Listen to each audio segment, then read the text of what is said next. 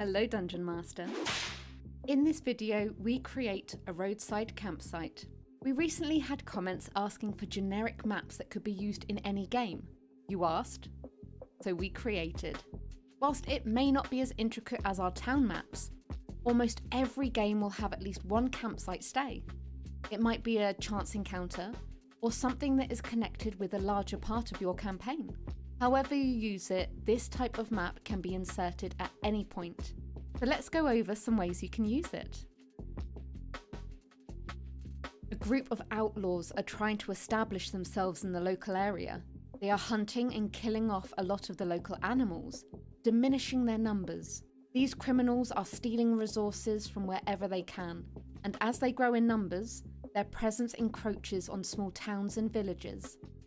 They currently lay in ambush for any inquisitive travellers passing by, some even hiding inside the tents so that they can jump out and gain a surprise attack on the players. Those with high perception might see fresh tracks in the dirt, or hear that slight rustle of the tent wall. If the players can capture them alive, there will be a great reward in town, with a lot of praise for the party too.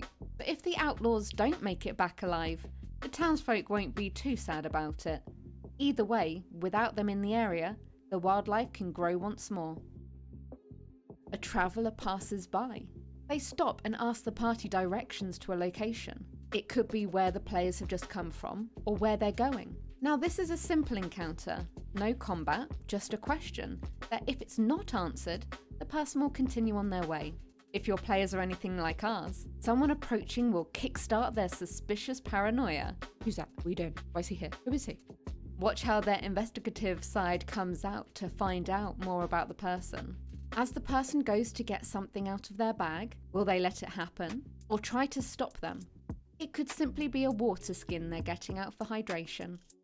We always like using encounters like this to keep the players on their toes. Can the players relax and meet someone nice? Or will it be someone they need to watch out for, even in the long run?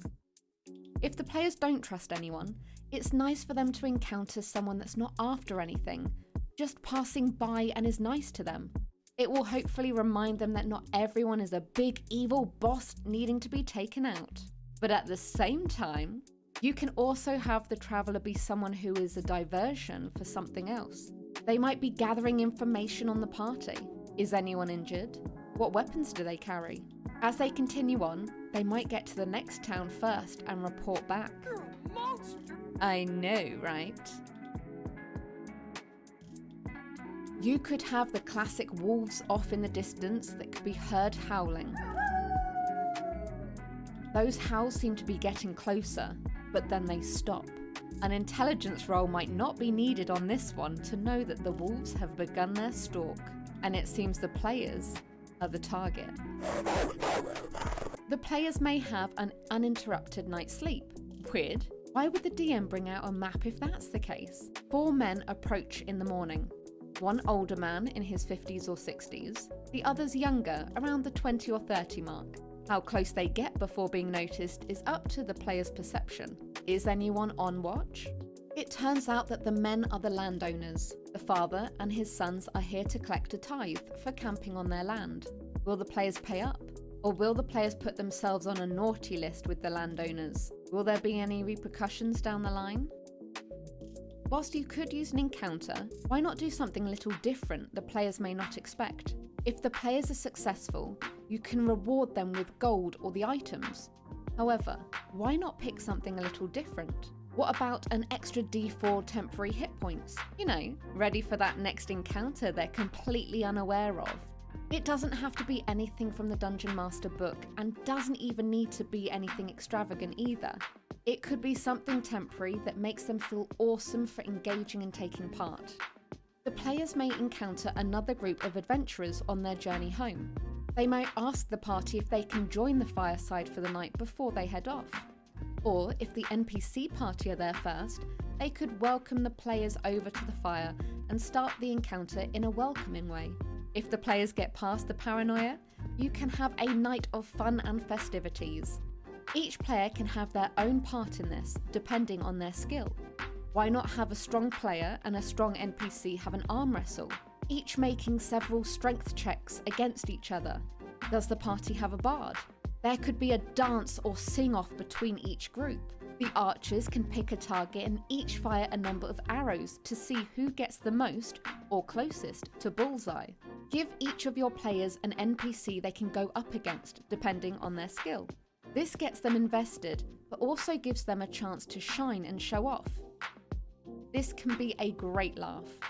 Well, I guess depending on how they roll. The NPCs could make a fun wager out of it, and whichever group wins overall gives the other party a number of coin. Also, think about it. Having two groups of adventurers will mean more safety for everyone. Having more people on watches mean more eyes looking out, plus a bigger threat to other things looking in. By morning, when everyone packs up and goes their separate ways, the party could have made friends and contacts with others out in the world. You may even want to bring them back at some point later in the campaign. It might be to aid the party in a difficult challenge, or simply friendly faces in a location. Now, while players can simply camp for the night, you may want to entice them into something else for the evening. The players sitting around may hear the sound of bees. There could be a beehive close by, and the players have the option to collect some honey. Whilst this will have its own risk to obtain it, ouch!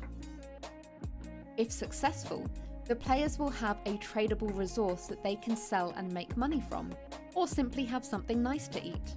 There might be a number of alchemical ingredients that could be found. This could be turned into potions, or sold in town for gold coins. Why not have the players make healing potions with them? Let's face it, healing potions are always welcome in any game. You could have them find items such as eggs, mushrooms, berries, that could either be used as snacks or added to cooking. Something a little bit nicer than an everyday ration pack or good brew. So hopefully this video has given you some inspiration. If it has, please do hit that like button so we know you like this content. And if you can do me a favour and leave a comment, it will really help the algorithm. We're trying to grow this channel, so appreciate all the support that you give us. If you're feeling fruity, you can also support us further on Patreon, where you gain access to all of our maps and find more about our life behind the green screen. So until next time, may the dice be ever in your favour.